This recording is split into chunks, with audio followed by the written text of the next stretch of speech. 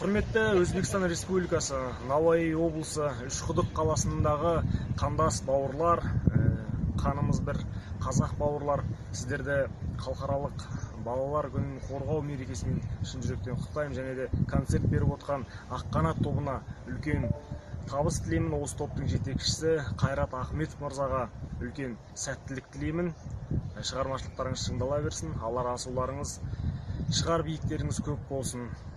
Сіздерге деген ыстық сәлеммен, ыстық ықыласпен Қазақстаннан 31-ші арна информбюро тілшісі Жарас Ниязбек.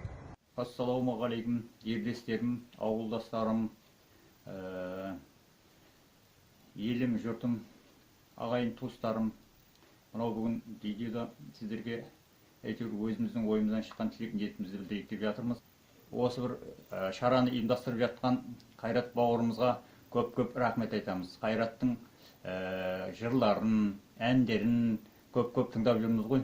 Аллаға шүкір, алыста жүрсек те сәтінен қуанып мәз болып жүрміз.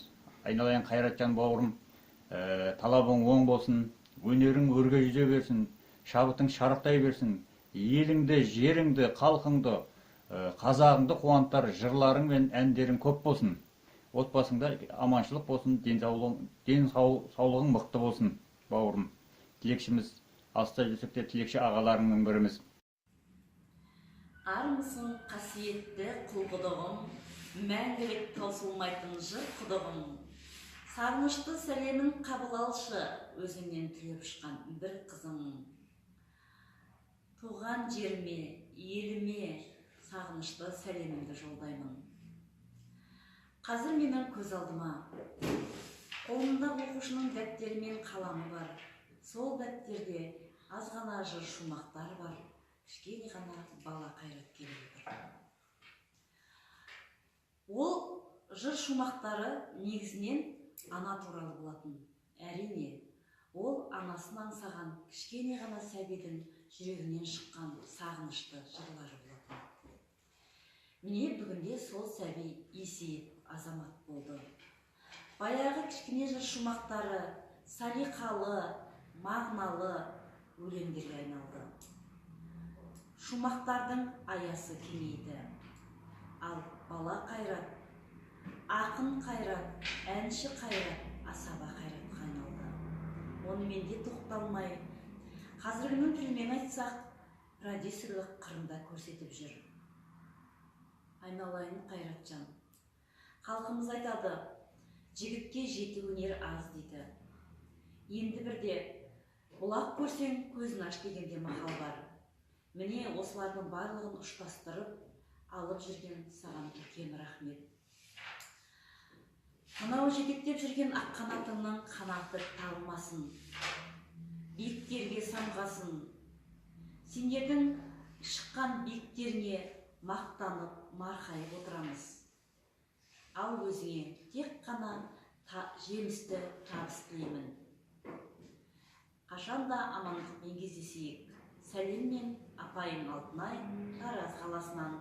Барлығыңызға сағынышты сәлем. Ассалаумағалейкум ауылдастар, туған туыс бауырластар.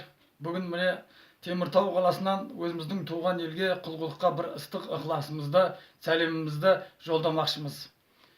Құрметті ауылдастар, онымен бірге мынау Қайрат бауырымыздың талабы оң болсын. Мынау ұйымдастырған Аққанат тобы мінекей қанаты талмасын, дені сау болсын. Қайраттай ініміздің бар екеніне біз алыста жүрсек те қуанып, шын жүректен ыстық ықыласымызды білдіріп жүреміз. Фейсбукта, басқа да әлеуметтік желілерде Қайраттың шығарған жүрек жарды мына өлеңдерінің жалпы мағынасына көңіліміз толып, қуанып, мәз болып жүреміз. Дендеріңіз сау болсын, аман болыңыздар. Сәлеметсіздер ме, Үшқұдық қаласы тұрғындары. Мен атамекенім Қазақстан Республикасы Теміртау қаласы номері 9 мектеп лицей мұғалімі Шаримбетова Майрамкүл Нұрымбетовна боламын. Менің алғашқы шәкірттерімнің бірі Ахметов Қайратқа өз жүрек жарды тілегімді білдіргім келіп тұр. Қайратжан, атыңа сай, арыстандай айбатты, жолбарыстай қайратты болып, еліңе елеулі, халқыңа қалаулы болып, биіктерден көріне бер. Өз біліміңмен, өнеріңмен, шығармашылық жолында тәрбиелеп жүрген ақ қанатты обатты шәкірттеріңе өмірдегі бар жақсылықты тілеймін. Бақытты болыңдар, тек алға. Алейкум, армысыздар, құрметті Құлқұдық ауылының тұрғындары, қандастарым. Сіздерге қазақтың ұлы ақыны туған Абай елінен, Абай жерінен, Семей қаласынан жалынды сәлем. Өзімді таныстыра кететін болсам, менің аты жөнім Сенғажиев Шыңғыс. Қазіргі таңда Семей қаласында білім алудамын, әрине өнер саласы бойынша. Мен де осы Қайрат ағам секілді әншілікпен қоса ақындықты да қатар алып жүрген жайым бар. Мына қазақтың қайталанбас тұлғасы Шәмші Қалдаяқов атамыз бір сөзінде: егер де сен өнерің бойыңда тасып тұрсаң, өнерің бар болса, оны ең біріншіден туған жеріңе апарып көрсетпесең, онда сен өнерпазбын деуден аулақ бол деген екен. Мінекей қазір өздеріңіздің ұлдарыңыз көз алдарыңызда өскен, біреулеріңізге аға, біреулеріңізге бауыр Қайрат ағамыз жеке шығармашылық шәкірттерімен кешін өткізіп жатыр екен. Бүгін Қайрат ағама тек қана сәттілік тілеймін. Және де осы шәкірттеріңіз жалпы ылғи бақылап қарап жүрем әлеуметтік желілерден. Шәкірттеріңіз шынымен де бірінен бір өткен өте талантты, дарынды балалар. Және де сіздің баптаған шәкірттеріңіз қазіргі таңда Қазақстан эстрадасының жұлдыздары болып жүр. Қазір әркімнің өзіндік орны бар, ойып тұрып алған, біреуге аға, біреуге әпке. Қазір сіздерге тек қана шабыт тілейміз, тек қана жақсылықтар тілейміз, ешқашанда ауырмаңыздар. Сіздерге тек тілерім, жалпы қана қазақта жақсы бір сөз бар ғой, ұстаздан шәкірт озар деген. Шәкірттеріңіз әрқашан өзіңізден оза берсін, сіздің атыңызды жалпы бүкіл әлемге танытсын дегіміз келеді.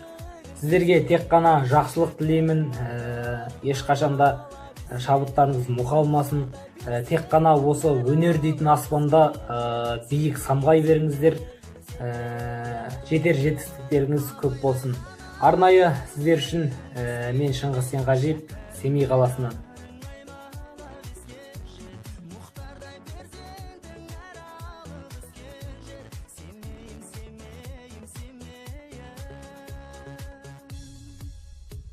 Шарықтап